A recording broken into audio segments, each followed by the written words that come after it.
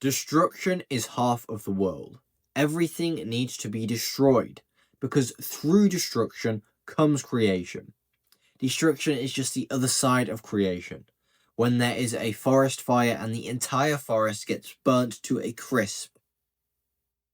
Years later, the forest will grow back, and usually this is different from how it was before.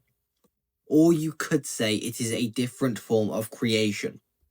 You could also look at this on a more micro level. When you break your muscles, they tend to become stronger after they create new tissue. Now, destruction is usually associated with negativity, that it is bad and it comes from a bad place, but that is all a lie. Destruction is neither negative nor positive, just like creation. It is purely neutral, but depending on the way it is utilized, it can have a positive or negative effect on its environment.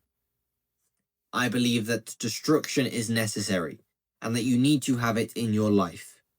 You need to destroy to make space, to create. Look at building demolitions. You destroy the old building so you can create a better one. The same can be said for self-improvement. You destroy your old traits and replace it with ones that serve you better. I challenge you to find something that was created without being influenced by destruction. And on the flip side, can you find something that was destroyed without first being created?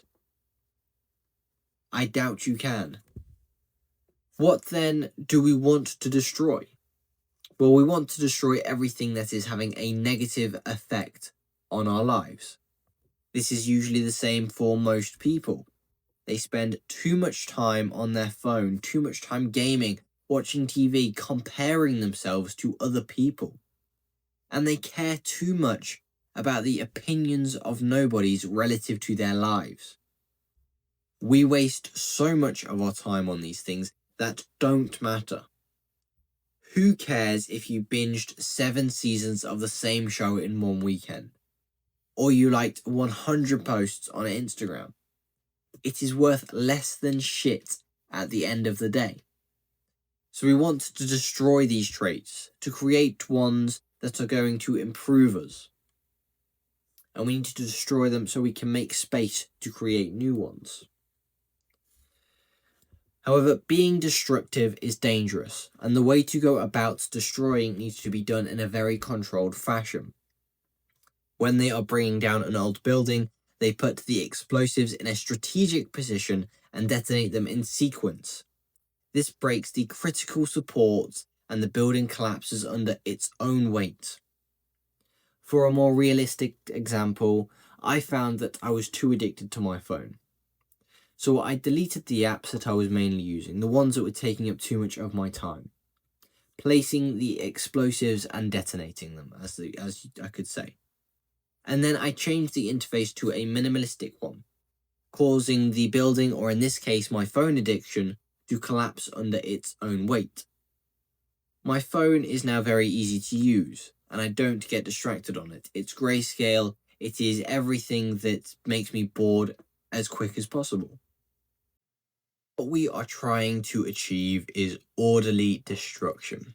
Pure destruction is chaotic and unruly. It does not differentiate between friend or foe. So you need to make sure you are destroying the right things and not allowing it to go AWOL. If things feel like they're getting wild, then that's a sign you're losing control. To regain control, you've got to focus on directing that energy somewhere useful. You can't allow it to destroy the good traits and habits that you have built up. And that is a place where it is going to want to go. Energy wants to take the path of least resistance. And it's much easier to destroy something that is partially built than something that has finished construction. For example, it's going to tempt you to resign on your commitments to improving yourself, rather than the ones you've already built through the habits of degeneracy that you have. And you've built them over years, whereas you've only been improving yourself for months or weeks maybe. But destruction can also be fun, which is also where a danger can lie. Have you ever destroyed something, torn down a wall, thrown a plate at the floor, smashed a broken piece of equipment? It can get pretty addictive, especially in that adrenaline state.